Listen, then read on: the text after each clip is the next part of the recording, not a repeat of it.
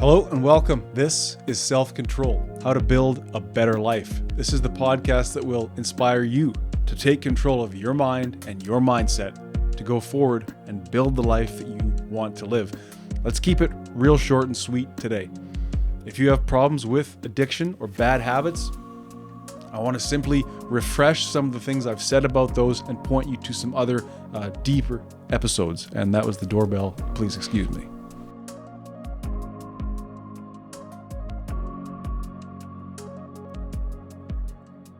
All right, so as you know, I am always trolling around on Facebook. There's a number of really great support groups, mental health groups, self-improvement groups, and people ask a lot of great questions, and people of all walks of life give great advice. If you're interested in any of these groups, definitely get in touch with me on Facebook, and I can point you to some of them, and perhaps we can have a conversation in one of those groups together. This post I came across, very simple. He says, I need help. How to quit an addiction. Now, the caveat here, or I guess the disclaimer I need to make, is that if you have a serious addiction to something that is, that becomes a borderline or truly becomes a physical addiction, whether that's alcohol or opiates or any number of things, can become so serious that, my little thoughts and prayers for you here can't maybe help. So this is not medical advice. This is if you have perhaps a soft addiction, right? Something that's not completely run your life off the rails, but something that you would like to get a hold of. Here's what I said. I would suggest that you come to deeply understand the reason for your addiction first. Do not rush to change, but seek first to understand. The desire to be free of pain is likely what got you addicted in the first place. So instead, you need to confront the problem head on and ask yourself some hard questions. This is a realization that I had to make for myself, right?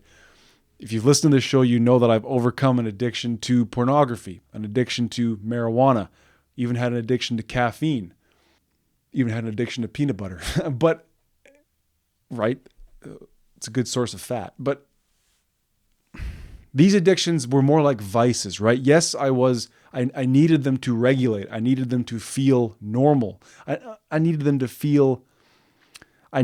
to sort of, I used them as pain killing, as soothing, right? But they weren't so serious that I was missing out on other aspects of life, really. I was still going to school, going to work, having relationships, having friendships, pursuing meaningful things in my life. But I had these vices. I had these crutches that what they proved to be were ways of killing pain and ways of avoiding the hard parts of life.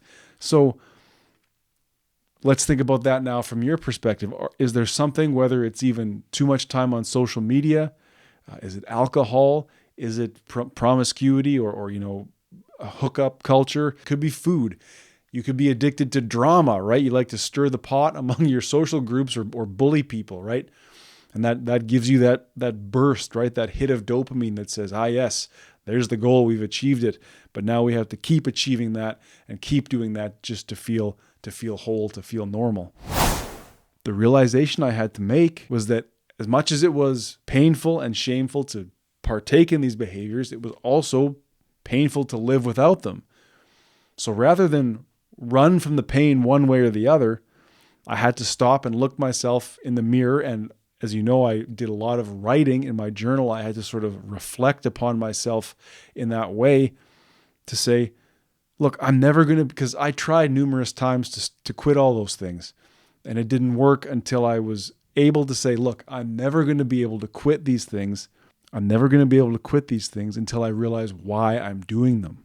So I suggest to this guy, you could consider making time to journal or speak your thoughts out loud. The solution begins within you. I then also said, I've spoken a lot about this on my podcast and could share some helpful episodes with you, but he didn't take me up on that, but he did thank me for this perspective. So, and look, I'm not saying I'm some great guru. This is just what I've lived, and I'm trying to share a little bit of it. I'm not above any of it. There's still things that I'm struggling with as vices and addictions. I have to apply this method to all of them. I would really recommend, if you want a little bit more of a deeper dive on this method of sort of self-reflection as a way to cure addiction, check out the episode from February 2nd of this year, as well as May 5th, where we did a real deep dive on this method. And as well, an episode from May 12th. So I spent a lot of time talking about overcoming addictions and bad habits. It is there for you in past episodes. I just want to make that known.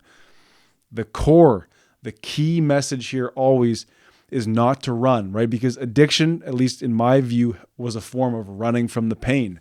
It was, look, I can't seem to handle how I am socially, so I'm not going to be social. I'm going to get high, use marijuana, run on down to the river valley, and that's where I am. That's where I don't have to worry about taking on life. I can just escape from life. Pornography and overeating were ways for me to control my pleasure after some negative experiences in childhood where there was bodily pain, physical pain. I formed a belief that, hey, the world is painful.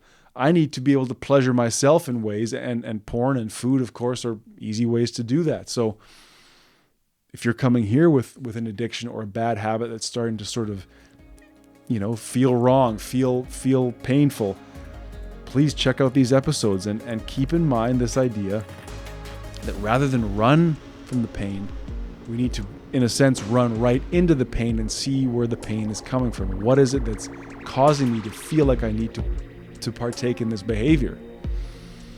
So I'm going to leave it there for now. Please, I'll mention those episodes in the show notes for you. And please let me know if there's anything more I can say about that, or if this stuff is helpful to you. I would love to hear from you if you're listening and watching this show as we go forward. So until we speak again, please remember that better is possible.